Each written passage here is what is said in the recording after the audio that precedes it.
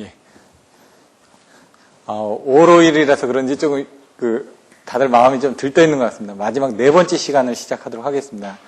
전번 시간 때 이제 일선지락이라든가 성간단락을 좀 하다 보니까 좀 시간이 좀 많이 길어졌거든요. 나머지 부분은 뭐냐면 이제 개통 임피던스의 계략각 부분하고 사실 2월달 시험에서 이 부분이 나왔었습니다. 그만큼 이제 또 중요한 부분이니까 한번 보시면 될 것 같고요. 이제 송전선의 고장 계산과 대칭분 회로입니다. 지금까지 배우셨던 부분을 다시 한번 이제 정리를 하는 겁니다.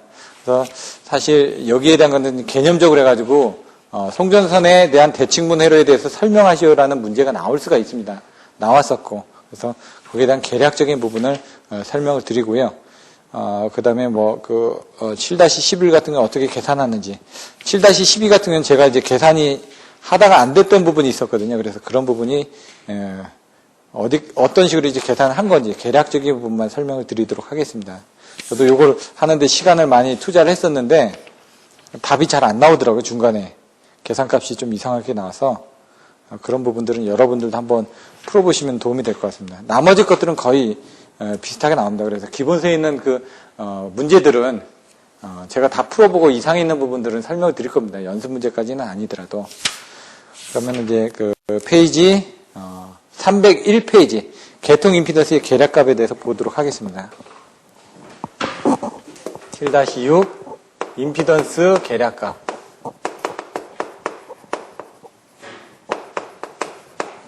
이 임피던스가 정직이냐 회전기냐에 따라 또 틀려집니다. 이제 변압기도 있고요, 전동기도 있고요, 케이블도 있고요. 지금까지 배웠던 게 뭐라고요?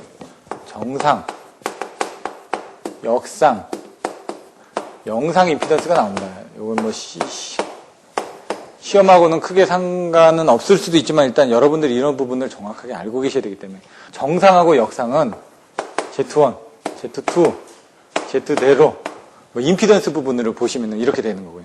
그래서 여기 지금 임피던스 계략값이니까 Z1하고 Z2는 거의 유사합니다. 예? 정지기 같은 경우는 Z0도 유사합니다. 정지기였을 때. 회전기 같은 경우도 조금씩 틀려집니다. 근데 이제 케이블 같은 경우 임피던스가 얘가 더 큽니다. Z0하고 Z1하고 Z2는 같은데 Z0는 몇 배 정도? 3배에서 4배. 이제 이거 한번 설명드릴 거고 복도체 같은 경우는 몇 배? 7배 정도. 그 책에 나와 있습니다. 그 내용이 나와 있으니까 그런 부분 한번 설명드리고 이때는 대지기로에 대한 자기 인덕턴스 해가지고 4.6, 2.4, 1.1, 1.3 이런 수치들이 어디 나왔었죠? 4장에서 다 설명을 드렸었습니다. 예? 선로정수 부분에서. 그래서 그때 했던 부분을 L값, L, N, L0, 이렇게 L2, L2 다시 이런 식으로 설명했던 이런 내용들이 뭔지 한번 다시 돌아가서 한번 생각을 한번 해보시면 될 것 같습니다. 여기 나와 있는 건 이제 여기 보시면 송전계통의 송전단에는 전원 발전기, 동기기, 변압기, 송전슬로 이런 부분이 있다. 근데 여기서 변압기의 퍼센트 리액턴스의 계략값을 설명을 하고 있습니다. 변압기는 정지기이기 때문에 이 값이 거의 똑같습니다. 그래서 여러분들 변압기 명판으로 보시면 퍼센트 임피던스는 5%라고 딱 돼 있는데 이게 정상인지 역상인지 영상인지 표시가 안 돼 있다는 얘기입니다. 왜? 다 같으니까. 근데 케이블 같은 경우 보시면은 퍼센트 Z0를 안 두고 온값 들어주죠. 정상 임피던스 그리고 영상 임피던스 이 두 값을 줍니다. 예? 케이블은 아까처럼 가공선일 때 여기 대지간의 길에 따라서 이제 대지기로 인덕턴스가 틀려진다고 그랬죠. 지중선일 때 여기 세상에 있죠. 여기 거리에 따라서 C 성분에 따라서 L 성분에 따라서 틀려지고요. 이런 내용들 나왔으니까 그런 부분 한번 참조를 해서 보시면 되고요. 앞에서 설명드렸으니까 여기서는 변압기의 리액턴스 값은 아까 얘기한 것처럼 이렇게 된다. 이런 그림도 한번 그려주시면 됩니다. 나중에 시험 문제가 나왔을 때. 여기는 퍼센트 임피던스다. 얘는 용량이다. 22,900원 얼마라고요? 지금 보시면 10에서 20kV. 리액턴스는 거의 5%죠? 용량이. 이건 전압이라든가, 용량이라든가, 이건 퍼센트 임피던스라든가 하면은 얘는 22.9kV 같은 경우는 얘는 거의 5%대가 많다는 얘기죠. 근데 우리 1호사 같은 경우는 어떻게 되죠? 1호사 같은 경우 보면은, 예? 이거는 11%라고 돼 있죠.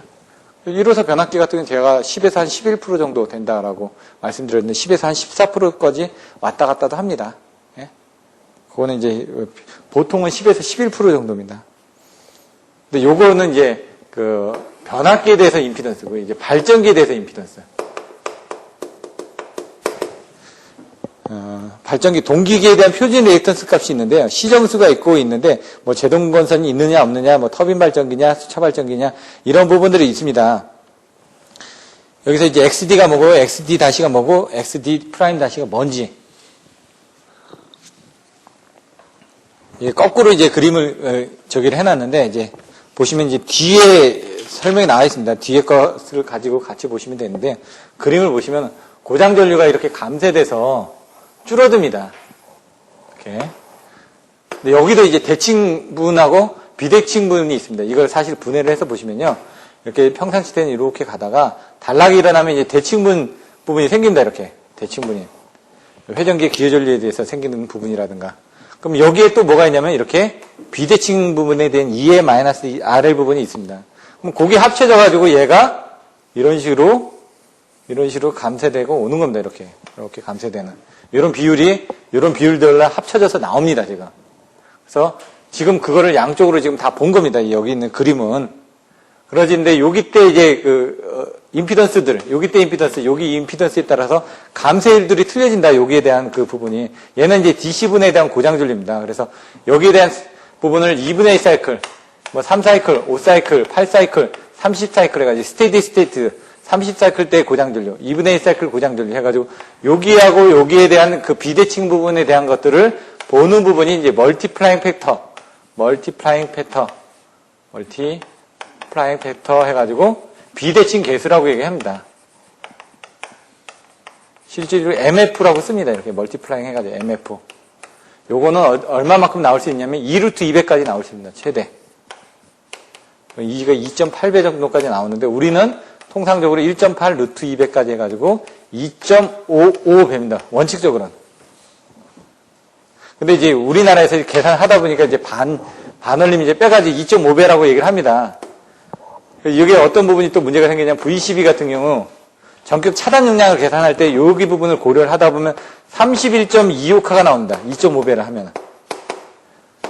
2.5배를 하면 31.75화가 나옵니다. IC 기준에 2.5라고 되어 있는데 그냥 저희가 2.5로 해가지고 31.25화보다 큰 31.5화짜리 차단기를 썼었는데 2.5배를 쓰니까 31.75화가 되지 않습니까? 이거는 불합격입니다. 그래서 얘네들 어떡하냐? 32.5화짜리를. 왜냐면 이 칼을 올리려면 돈이 많이 들어가니까.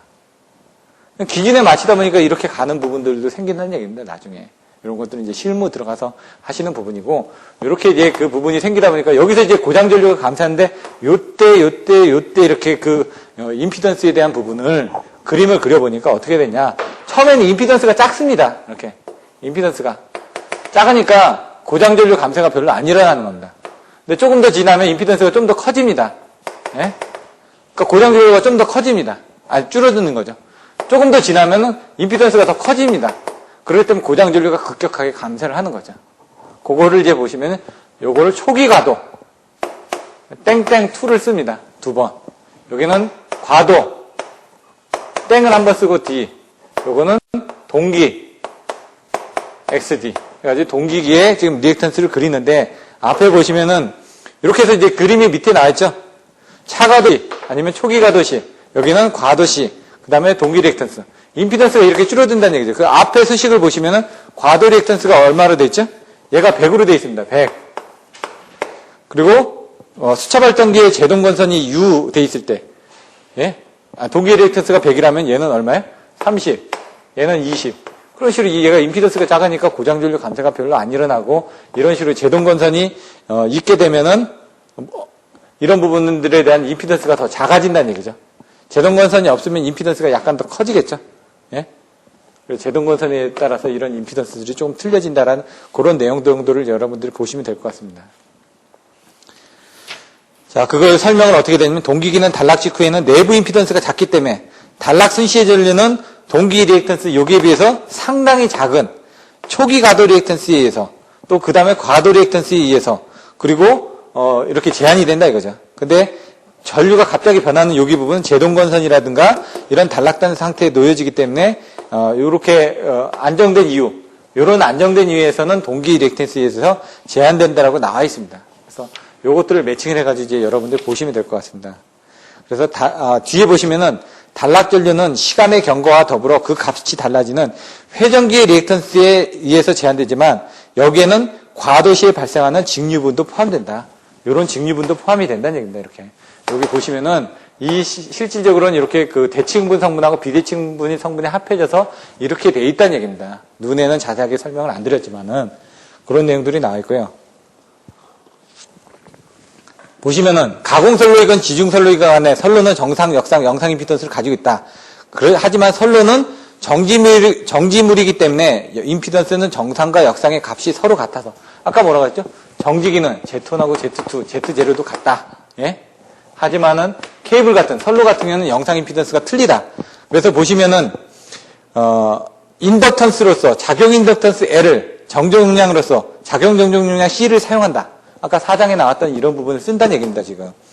근데 이제 선로의 영상 임피던스는 대지 전류가 흐를 때 값이니까 인덕턴스는 앞에서 보시는 대지를 기로로 한 인덕턴스 뭐? LE가 얼마라고요? 2.4가 나오죠? 이게 페이지 117페이지를 보시면 됩니다. 페이지 117페이지 보시면은 LE 값에 대한 설명이 나왔습니다. 지락 고장 시 대지 기로 인덕턴스 그리고 뭐 상호 인덕턴스 뭐 대지 기로 상호 그리고 작용 이렇게 제가 누누이 설명드렸죠. 대지 기로 상호 작용 귀상작 예? L이나 C나 똑같다고 그랬죠. 그렇게 정정 용량으로서 대지 정정 용량 CS 값을 사용해야 한다.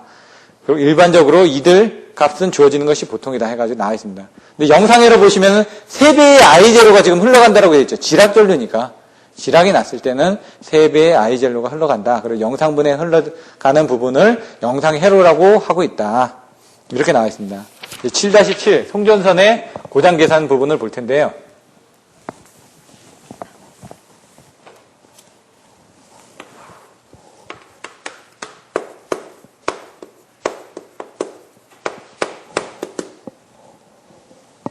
송전선 계산하고 대칭분 회로. 요것도 여러분들이 잘 이해를 해 주셔야지만 8장에 가서 좀 안정도 쪽에 대한 고장 중의 송전 전력이라든가 이런 부분을 이해하실 때 쉽습니다. 왜냐면 2회선으로 운영을 하다가 한 선이 탈락이 났을 때 이렇게 해가지고 송전선에 대한 고장 전력이라든가 고장 중에 대한 송전 전력 그리고 고장 후에 대한 송전 전력을 계산하실 때 이와 같이 계산을 한다라는 걸 여러분들이 아실 수가 있다는 얘기입니다. 여기 보시면은 이런 부분을 설명드리고요. 그 다음에 대칭분 회로 해가지고 이번 장은 마무리를 하도록 하겠습니다. 전체적으로 임피던스 계략값은 이렇게 된다라는 거 알고 계시면 되고, 거기에 대한 정상, 역상, 영상 임피던스는 정지기일 때하고 회전기일 때하고 좀 내용들이 차이가 난다. 하지만 선로일 때는 지금 영상 임피던스가 차이가 난다라는 대지기로에 대한 영상 인덕턴스를 사용한다는 대지기로 인덕턴스를 사용하기 때문에 값이 차이가 날 수 있다라는 부분. 근데 그 값이 뒤에 가서 송전선의 고장 계산할 때 그 값이 나옵니다. 아까 제가 몇 배요? 뭐 3배 정도, 4배 정도, 7배 정도 차이가 난다라고 얘기했죠. 그 내용들이 아까 그 선로정수에서 설명드렸던 내용이 또 뒤에 가서 또 나옵니다. 그래서 참조를 하시면 될 것 같습니다. 읽어보면 송전선의 고장 계산 페이지 303페이지입니다. 계통을 하나의 등가 발전기로 가정을 해가지고 송전 계통에서 고장이 일어났을 경우에 고장점에 흐르는 전류라든가 건전상의 전위 상승이 어떻게 될 것인지 이른바 송전망의 고장 계산 문제에 대해서 생각해 본다. 아까처럼 고장이 일어났을 때는 어떻게 된다고요? 전류가 어떻게 되는지, 전위 상승이 어떻게 되는지, 일선지락이 났을 때 우리가 이걸 계산하지 않았습니까?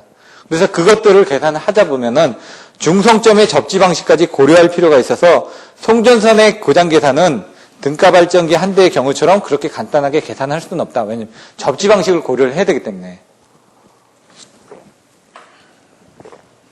그래서 여기 보시는 것처럼 그림이 있으면 발전기가 있고요.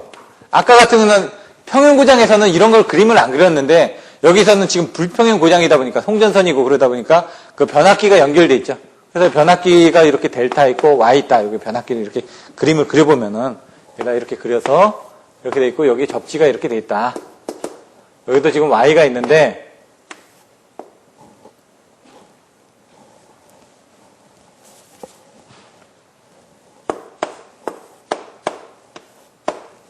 접지가 이렇게 돼 있다. 여기 뭐 델타가 있고, 여기 뭐 모터가 달려있든, 발전기가 달려있든.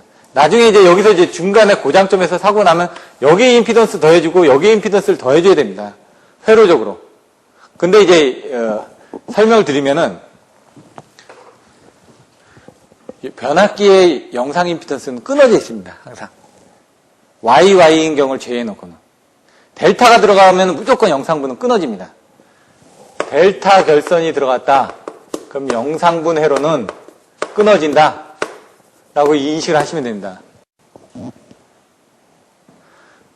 이걸 그림을 이렇게 그리면요. 델타 Y가 있으면은 정상분이 있고요. 역상분이 있고 영상분이 있습니다. 그럼 얘 임피던스가 연결해야 됩니다. 1차측 임피던스, 2차측 임피던스가. 예? 여기 임피던스 연결이 됩니다. 똑같이. 여기 임피던스 두 개가 있습니다. 얘는 여기서 이렇게 끊어집니다. 이렇게. 델타일 때는 이렇게 끊어집니다. 이렇게. 그렇기 때문에 지락전류 사고가 나면은 Y계통에서 이렇게만 흐르고 이 1차측으로는 안 흐르는 겁니다. 이걸 이렇게 복합적으로 그려보면. 그래서 영상 임피던스는 델타 결선에서 끊어진다. 이걸 등가를 그리는 방법들이 또 있습니다. 이것들은 나중에 실무에서 보시면은 이 표로 다 나와 있습니다. 그럼 여기서도 이제 나중에 계산해서 보시면 정상분, 역상분 다 똑같다면서요. 그러면 여기서 정상분 회로를 그리거나 했을 때 여기까지가 다 연결이 되는 겁니다. 발전기에 대한 임피던스도 연결이 되고 변압기에 대한 임피던스도 연결이 되고 케이블에 대한 임피던스 이쪽도 연결되고 요 기준으로 이쪽에 대한 케이블에 대한 임피던스 여기 변압기에 대한 임피던스 모터든 발전기에 대한 임피던스 이게 어떻게 병렬로 이렇게 연결이 되면 된다는 얘기죠. 이렇게 정상분이나 역상분에서는. 하지만 영상분에서는 어떻게 해야 된다고? 여기서 끊어진다는 얘기죠. 이렇게 여기서. 그래서 이렇게만 생긴다는 얘기죠. 이렇게만. 그리고 여기에 어떻게 요 임피던스가 이렇게 들어가겠죠. 이렇게 들어간다는 게 이게 전체적인 이 장의 내용입니다. 지금 요약을 해보면은. 그래서 이 부분이 빠진다. 영상분에서는 여기 부분이 빠진다. 라는 내용을 이해를 하고 들어가시면은 쉽습니다. 이렇게. 먼저 보시면은, 송전선의 고장 계산은 아까처럼 이 접지 방식 때문에 영상 회로 했을 때는 간단하게 계산할 수가 없다는 얘기입니다, 지금. 근데 이거를 이제 좀 편하게 계산을 하다 보니까, 뒤에 페이지 304페이지 보시면 아무리 복잡한 계통으로 구성되고 있더라도 다음과 같이 생각함으로써 쉽게 풀 수 있다. 이걸 늘리는 거죠. 이렇게 늘려서 여기 지금 여기서 고장점에 대한 부분을 하나, 둘, 셋 해가지고 연결해서 이쪽을 연결해서 보고 있다는 얘기입니다. 이쪽에서 공급해주는 전원이 있고 나머지 받는 부분은 두 개로 해가지고 지금 늘려서 줄여서 이렇게 보겠다는 얘기입니다. 보시면 여기 단자 A, B, C 상이 있는데 밑에 보시면 그림 7-18 밑에 페이지 304페이지 단자 A, B, C에는 3상 평형 전압이 나타나고 있을 뿐 그 단자로부터 전류가 흐르지 않기 때문에 실제 회로와는 아무런 변경이 없다. 그래서 회로를 이렇게 등가 회로를 만들어주겠다는 얘기입니다. 여기서 지금 하나, 둘, 세 개를 이렇게 뽑아서 지금 여기 부분을 뽑아서 여기다 전류원을 넣어서 양쪽을 이렇게 계산을 해보면은 이쪽 병렬이니까 나중에 이쪽으로 흐르는 전류하고 이쪽으로 흐르는 전류하고 계산하면은 쉽게 계산할 수 있다는 얘기입니다. 여기서는. 그래서 여기 부분을 끄집어서 바깥으로 뺐다는 얘기입니다. A, B, C를. 그래서 그걸 막 돌리고 막 했다는 얘기고요. 고장이 발생하였을 경우 그 단자가 고장 지점이 되므로 여기가 고장 지점이 되므로 이때 고장에 상당하는 회로를 만들어주면 된다 이거죠. 그래서 쉽다는 얘기죠. 그래서 페이지 305페이지로 가면은 결국 복잡한 송전망도 하나의 대칭 3상 교류 발전기로 생각할 수 있을 것이다. 그래서 여기를 통해서 양쪽을 이와 같이 회로를 구성을 할 수 있다. ABC 단자로부터 본 영상, 정상, 역상 임피던스를 Z0, Z1, Z2를 하고 P점의 고장 발생 직전에 대지전압을 EA라고 하면은 아까처럼 보셨던 것처럼 지압전류 부분은 IG는 3I0로 했죠. I0는 뭐가 됐죠? Z0 플러스 Z1 플러스 Z2분의 무조건 EA라면서요. 근데 여기 앞에 3이 있으니까 3이 들어가면 되겠죠. 이렇게 해서 계산할 수 있다. 이걸 많이 하다 보면 이제 이런 요령이 생긴다는 얘기입니다. 그래서 일선 지락 고장 전류는 이렇게 생각을 될 수가 있고요. 대신 이 부분을 이제 좀 더 그림을 그리기 편하게 하기 위해서 그림 7-19처럼 고장점에 끄집어낸 가상 단자에서 고장을 일선 지락이 일어났다. 그러면 한 선만 접지를 하면 되겠죠. 2선 지락이다. 그럼 두 선을 접지를 하면 되겠죠. 선간 단락이다. 그럼 BC상 선간 단락이니까 BC상을 단락을 시키면 되겠죠. 3상 단락이다 그러면 A상, B상, C상을 단락시키면 되겠죠. 이렇게 해주면 된다는 얘기입니다. 그래서 그 그림 바로 위에 보시면 고장점의 단자로부터 본 계통 전체의 영상, 정상, 역상 임피던스를 구하기 위해서는 영상전류가 흐르는 영상회로, 정상전류가 흐르는 정상회로, 역상회로가 흐르는 역상회로의 3개의 대칭분 회로로 분해해서 계산해주지 않으면 안 된다. 우리가 지금 대칭자표법을 배웠으니까. 그래서 발전기 기본식을 통해 가지고 지금 원하는 각상의 전압전류 값을 계산했죠. 근데 송전선 같은 경우는 이게 복잡해진다 이거죠. 변압기의 접지 부분에 따라서 정상분, 역상분, 영상분 회로가 틀려지니까 이와 같이 틀려지기 때문에 여기서도 마찬가지로 단자를 끄집어내 가지고 이와 같이 정상분 회로, 역상분 회로, 영상분 회로로 다 나눠서 계산을 해줘야지만 쉽게 계산을 할 수가 있다는 얘기입니다. 그러면은 그 대칭분 회로를 어떻게 설명을 하느냐?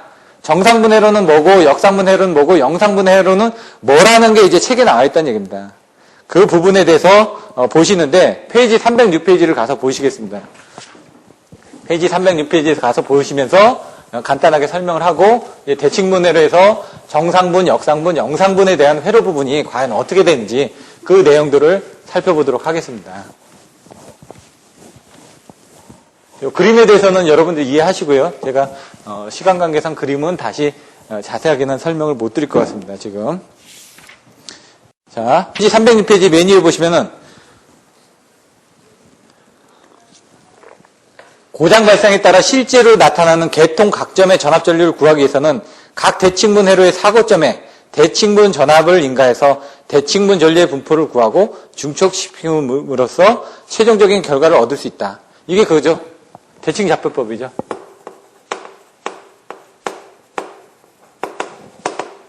그럼 대칭자표법을 이용하기 위한 대칭분 회로. 대칭분 회로가 3개가 있다고 그랬습니다. 근데 항상 영상분부터 제가 썼죠. 여기서도 마찬가지 영상회로부터 쓰겠습니다. 영상회로를 보면은 단자 부분을 그림을 그리는 건 똑같습니다. 여기서 그림을 하나만 그리면은 발전기에 변압기가 있고 Y결선이 있고 여기에 이제 접지가 돼 있고 여기 접지가 돼 있고 여기서 이제 들어가는 부분이 A, B, C 부분이 이렇게 들어간다 이거죠. A, B, C. 근데 이 부분은 이제 통합을 해가지고 어떻게 되어 있죠? 영상 부분은 단자 A, B, C를 일괄하고 이것과 대지 사이에 단상전원을 일괄하는 겁니다. 단상전원은. 그래서 단상교류전을 흐르다 보니까 여기 I0, 여기 I0, 여기 I0가 흘러가니까 여기서 다 합쳐져가지고 I0가 이쪽으로 흘러가니까 여기는 어떻게 되죠? 3배의 I0죠. 그러니까 지락사고 나면 어떻게 되죠? 여기서 이 흐르는 이 I0가 이쪽으로 흐르죠. 지락사고가 났다는 거는. 그래서 IG는 3배의 I0가 되는 겁니다. 근데 여기 이제 저항이 RDA라는 저항 하나로만 되어 있습니다. 근데 이게 지금 3상이기 때문에 사실상 이거는 뭐냐면 임피던스가 3개가 이렇게 연결되어 있는 겁니다. 이렇게. 3개. 3개가 연결되는데 이걸 합산을 하다 보니까 3배의 RDA를 3개를 더하면 어떻게 되죠? 3분의 1로 줄어들죠. 그러니까 이게 RDA로 이렇게 는 겁니다. 3배의 I0가 흐르기 때문에. 근데 여기는 각각 I0, 여기는 I0, 여기는 I0가 흐르는 겁니다. 실질적으로는. 임피던스가 3개가 있는데, 이 3개를 이제, 요거는 3상분으로 그려놓은 거고, 예? 요건 단상분으로 그려놓게 되면 이 I0, I0, I0 흐르고, 여기는 3배의 RDA, 3배의 RDA, 3배의 RDA가 되는 겁니다. 그래서 그 전에 보시면 델타 Y에서 할 때 여기 부분에 3분의 XT로 임피던스를 줄여줬던 부분이 왜? 임피던스가 3분의 1로 줄어드니까. 단상으로 봤을 때는. 이런 부분이 되는 겁니다. 그래서 밑에서 등가회로를 그려보시면은, 요 밑에 등가회로가 어떻게 됐죠? 여기 부분에 대한 것들이 3배 RDA로 되어 있죠. 그게 요것 때문에 그렇다는 얘기죠. 그리고 여기에, 요쪽은 없습니다, 이쪽. 영상문은 이쪽은 없고, 여기에 지금 요 선로에 대한 부분. 예? ZL, A, 여기 TR에 관련된 부분. 여기 ZT. 그리고 여기 부분은 ZLA면 이쪽은 또 ZLB가 되겠죠. 아까처럼 여기 하나, 여기 하나, 여기 하나 이렇게 3개가 있고, 요쪽 발전기 부분은 안 들어간다고 그랬습니다. 영상 부분은. 여기도 마찬가지로 TR 부분이 있을 거고, 그 다음에 여기에 대한 똑같은 부분에 3RDB가 나오겠죠. 이렇게 등가회로가 나오고, 여기에 단상전원, 여기 부분에 대한 V0가 나올 거란 얘기입니다. 그럼 여기서 흘러가는 부분은 I0가 이쪽으로도 흘러가고, 이쪽으로도 흘러갈 겁니다. 그 I0가 여기에 흘러가기 때문에, 요거는 단상 부분을 그렸기 때문에 이렇게 된다는 얘기입니다. 단상 등가 회로입니다. 요거에 대한 설명이 페이지 370페이지. 먼저 306페이지 밑에 보시면 단자 ABC를 일괄하고 이것과 대지 사이에 단상 전원을 넣어 이 회로망에 단상교류를 흘려진다. 이 회로망에 단상교류를 흘려진다. 이때 단상교류가 흘러가는 범위의 회로가 영상회로다. 영상은 항상 단상회로라는 걸 여러분들 잊으시면 안 됩니다. 근데 정상분하고 이 뒤에 이제 정상분 회로하고 역상분 회로가 나올 텐데 걔는 삼상교류입니다. 나중에 이제 대칭분 회로에 대해서 하게 되면 이 그림을 그려주시고 거기에 대한 단상교류가 흘러가는 부분이 영상회로라는 걸 반드시 써주셔야 됩니다. 페이지 310페이지 보시면 영상전류는 첫 번째 이 델타 결선 내부를 회로가 보시면 아까처럼 결선 부분이 연결되어 있기 때문에 여기서 변압기 영상전류 흐르죠. 그 부분이 여기까지는 갑니다. 여기까지는 이렇게. 근데 여기선 위상차가 없으면 못 나가죠. 여기서만 순환해서 소선이 된다는 얘기예요. 열로써. 그렇기 때문에 영상전류는 여기서 소선이 됩니다. 그래서 우리가 한전 같은 경우는 Y 델타 해가지고 여기 접지돼 있고 여기 접지돼 있으면 임피던스가 연결된다면서요. 영상 임피던스가. 그럼 영상분에 대한 고주파들도 올라갈 거 아닙니까? 그래서 여기 3차 권선의 델타 결선으로 나가지고 여기서 고주파 부분을 억제를 하게끔 그렇게 놓은 겁니다. 왜냐면 델타 부분은 위상에 갔기 때문에 나가지 않고 이 안에서 순환을 하면서 소선이 된다 이 얘기입니다. 1번 델타 결선의 내부를 순환해서 흐를 뿐 그 외부로는 흘러나가지 않는다. 또 여기 이때의 중성점 접지장에는 한상의 영상전류 I의 3배가 흐르므로 한상분의 영상전류를 취급하는 영상회로에서는 영상회로는 단상이라면서요. 그때는 이 저항값을 3배로 잡아줘야 한다. 그래서 알리를 여기서 알리 뜬 부분을 3배의 알리에로 바꿔준다. 근데 4장에서 보시면은 이게 지락 부분 아닙니까? 지락은 영상이라고 제가 설명드렸죠. 지락은. 그때 영상 임피던스가 틀려진다고 그랬죠. 선로니까. 그래서 선로의 인덕턴스로는 작용 인덕턴스가 아니고 대지를 기로로 하는 인덕턴스를 사용하지 않으면 안 되는데 그게 선로 정수의 4-3-5항을 참조를 하시면 됩니다. 일회선 송정 선로에서는 영상 인덕턴스는 4.6mm 헬리포킬로미터입니다. 근데 작용 인덕턴스는 1.3mm 헬리포킬로미터죠. 그러다 보니까 약 4배 정도가 되는 거죠. 그 2회선 복도체일 경우는 약 7배 정도가 됩니다. 이건 뭐냐? 4.6에다가 1.3을 나누면은 이거 어떻게 되냐면 3.5배 정도가 되는데 이거를 우리가 그때 뭐라고 그랬죠? 4배라고 했죠. 이게 복도체가 되면은 얘가 2배가 되죠. 곱하기 4.6 곱하기 1.3 곱하기 2배 복도체니까. 그럼 얘는 7배가 되죠. 3.5 7배. 그래서 4배 7배가 이렇게 나온 겁니다. 이런 부분에 대한 부분을 4장에서도 설명드렸고 어디서 또 설명드렸죠? 애자에서. 애자의 정중용량에서 애자의 결정 조건에서 3배에서 4배 이하로 된다라고 나왔죠. 최대 대지 상규 전압이 3배에서 4배 이하로 된다라는 그런 내용들이 바로 이런 임피던스 때문에 제한이 된다라는 걸 여러분들 보시면 될 것 같습니다. 나머지 부분은 보시면 될 것 같고요. 정상 부분에 대해서는 페이지 308페이지 보시면은 단자 ABC의 상회전 방향이 정상인 부분. 근데 뭐라고요? 삼상 평형전압을 인가해서 I1, A자승 I1, AI1이라는 평형된 삼상 교류를 흘려준다. 영상분에서는 뭐라고요? 단상교류입니다. 단상교류. 정상분에서는 삼상교류. 역상분에서도 삼상교류입니다. 이걸 잊어버리시면 안 된다는 얘기입니다. 이렇게. 근데 영상분에 대해서는 어떻게 해요? 변압기의 임피던스까지는 고려되는데 발전기의 임피던스는 고려가 안 됩니다. 여기서는 발전기 임피던스가 다 고려됩니다. 여기는 안 되고. 왜? 회로적으로 연결이 안 되니까. 임피던스가 끊어지니까 아까 설명드렸던 것처럼. 그래서 그림을 보시면은 삼상교류가 흐르는 범위가 이 교류가 흐르는 범위가 정상회로로 되고 단상교류가 흐르는 범위가 영상분회로가 된다라는 거. 그래서 대칭 삼상교류이기 때문에 중성점에는 전류가 흐르지 않기 때문에 중성점의 접지장은 포함되지 않는다. 그래서 여기서는 아까처럼 이 중성점에는 평형이니까 이쪽은 안 흐르니까 여기에 대한 부분은 안 흐르고 이쪽까지 이렇게 해가지고 이렇게 회로가 형성이 된다 이거죠. 그렇기 때문에 발전기에 대한 임피던스가 들어가고 이 중성점에 대한 임피던스는 안 들어간다는 얘기입니다. 역상분도 마찬가지로 그렇게 됩니다. 똑같이. 그 밑에 보시면 선로의 정수는 삼상전류가 흘렀을 경우의 값이므로 평상시에 작용 인덕턴스 및 작용 종정용량을 사용하면 된다. 페이지 309페이지 7-33 밑에 보시면 ZG1, ZM1이 추가가 된 겁니다. 중성점에 대한 뭐 3REA라든가 REA 같은 게 여기선 전혀 안 보이죠? 등가에러에서. 그렇게 보시면 되고요. 역상에러에서도 마찬가지로 역상, 삼상 평형 전압을 인가해서 삼상 전류를 흘려줄 경우 역상에러에 대해서 설명이 되고 있는 겁니다. 309페이지 그 그림 7-22의 맨 위에 보시면 뭐라고 되어 있죠? 변압기나 선로의 임피던스는 정상, 역상의 값이 같다. 정직이이므로. 예? 근데 변압기 같은 경우는 영상 임피던스도 같다라고 제가 설명드렸고요. 선로 같은 경우는 영상 임피던스가 어떻게 된다고요? 앞에서 설명드렸죠? 1회선 성전선로에서는 영상 인덕턴스는 작용 인덕턴스의 약 4배, 3.5배 정도, 2회선에서는 약 7배 정도를 사용한다. 그렇게 차이가 난다라고 설명을 드렸고요.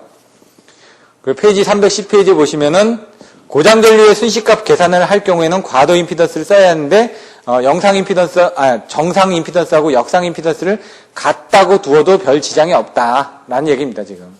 그래서 그런 부분 지금 제가 시간 관계상 이 항상 등가에러는 다 그려드리질 못했습니다. 근데 큰 부분은 없고요. 그다음에 예제 7-11에 가서 보시면요. 영상 임피던스는 4배 정도 한다면서요. 그래서 그 내용이 나와 있는 겁니다.